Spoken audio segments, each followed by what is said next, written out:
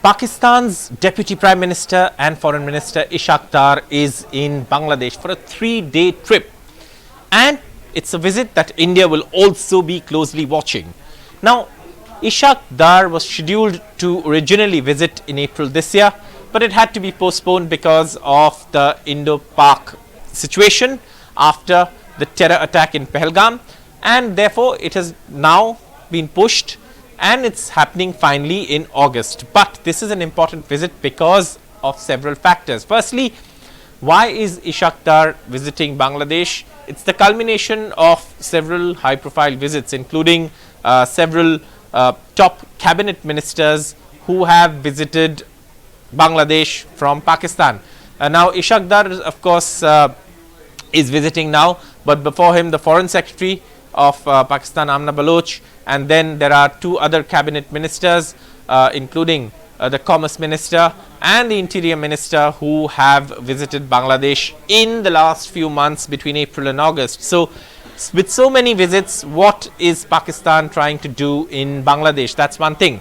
Now, Pakistan and Bangladesh have been looking at a reset of ties, and this reset of ties was started by Muhammad Yunus when he met the Pakistan Prime Minister Shehbaz Sharif at the sidelines of an international event.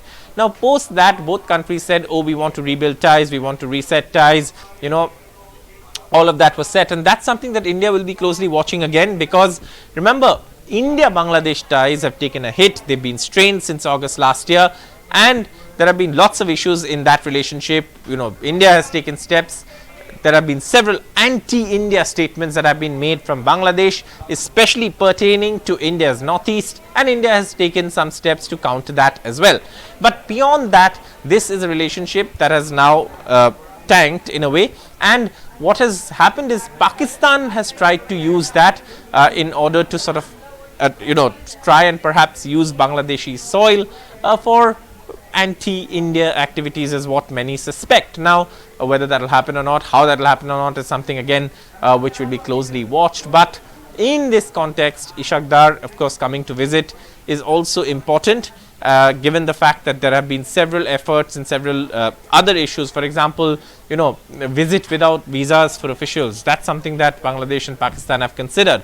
So in all of these things, there is two things that are happening, and these two things are happening parallelly. One, of course, is the reset in the Bangladesh-Pakistan ties, and of course the deterioration of the India-Bangladesh ties. And these are things that India is closely watching, because Pakistan does have the capacity to ferment trouble in Bangladesh as well, and use Bangladesh to carry out its anti-India activities, which it anyways does from Pakistan also. The second part, of course, is that who all is Ishaq meeting, and that's also interesting, because remember, while he will meet the chief advisor of the interim government, Muhammad Yunus, and of course the foreign affairs advisor, Tauhid Hussain, the other two meetings are significant. He's also going to meet the chairperson of the Bangladesh Nationalist Party, Khaleda Zia, and she of course is a former Prime Minister of Bangladesh, but the BNP, which is her party, is seen as the front runner in the upcoming elections in Bangladesh, and therefore what kind of relationship is Pakistan trying to build?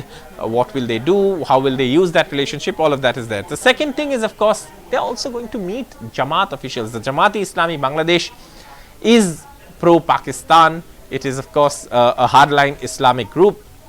And this meeting is, of course, something that many will watch closely, because this is something that, again, could be seen as an extension of perhaps the anti-India position that certain forces in Bangladesh have taken.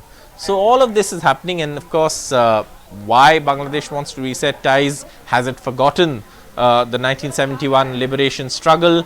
Has it forgiven Pakistan? There are unresolved issues that are still there, including dues from Pakistan, but all of that seems to be suddenly disappearing into the background as this reset of ties is happening in the neighborhood, and this is something that India will obviously be very closely watching. For more such videos where we bring you the news beyond the headlines and give you the context in which it is taking place, stay tuned to NDTV's YouTube platform. For all the news and updates, stay tuned to NDTV. Thank you so much for watching.